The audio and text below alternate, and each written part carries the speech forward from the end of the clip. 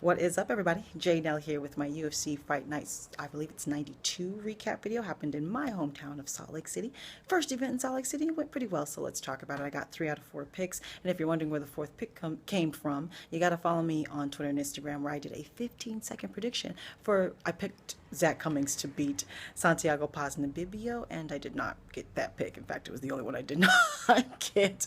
So let's talk about it. I believe it was a unanimous decision in favor of Santiago, and I agree.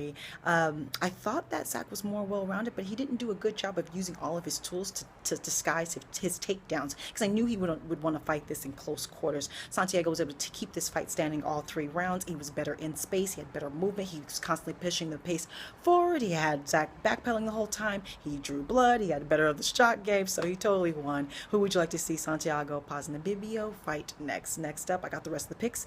I got Thales Leites to beat Chris Camozzi, and he just felt more like the seasoned vet out there. He's fought a higher level of competition.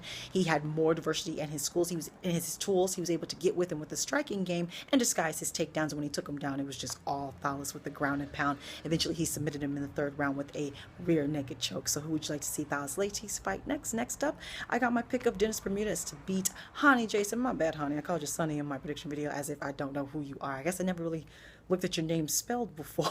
But it was a good fight, though. It was a technical fight. Dennis won 2 out of 3 rounds for sure.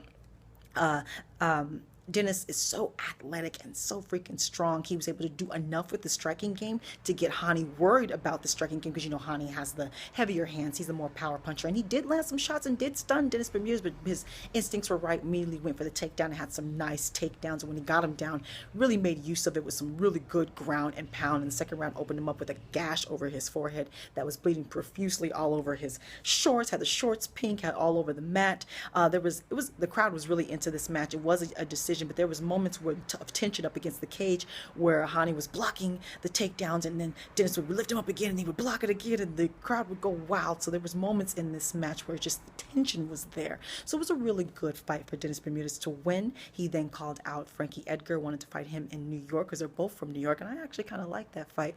But who would you like to see Dennis Bermudez fight next? Now, main event, and I barely got this pick of Yair Rodriguez to beat Alex Caceres. He got the split decision, and I totally agree, and I agree with it being a split decision because I was worried. The first 2 rounds, though, see, I knew that the longer this went on, the more it would favor Alex, because you can not fight the way Yair fights for 5 rounds, and I think he saw that here. First 2 rounds, he was so unpredictable that it kind of caged up Bruce Leroy, because he couldn't quite get his offense out because he was busy not only defending himself, but just getting out the way, quite frankly, because a lot of what Yair was throwing was landing kind of half, sliding off, or not landing at all, but he was just throwing so much from all kinds of angles and all kinds of cartwheels and somersaults and spinning everything, spinning knees and kicks and elbows and punches.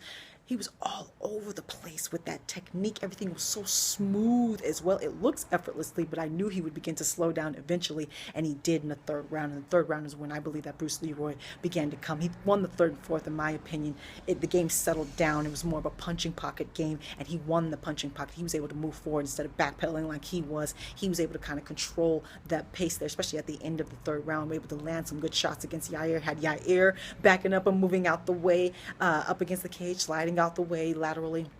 Yair had to tame his offense down and find that good rhythm where he could still be dangerous, but obviously maintain the pace. And I think he found that. He found that in this fight, and was able to be dangerous enough that Bruce could really just open up all the way, Bruce Leroy that is, open up all the way like he wanted to. In the 4th round, I believe Yair found like a 2nd win, got a little bit more back into his usual style, and had some cartwheels and things, especially at the end. He ended with like a somersault double kick. So he kind of eked out that 4th round and won 3 rounds to 2, in my opinion.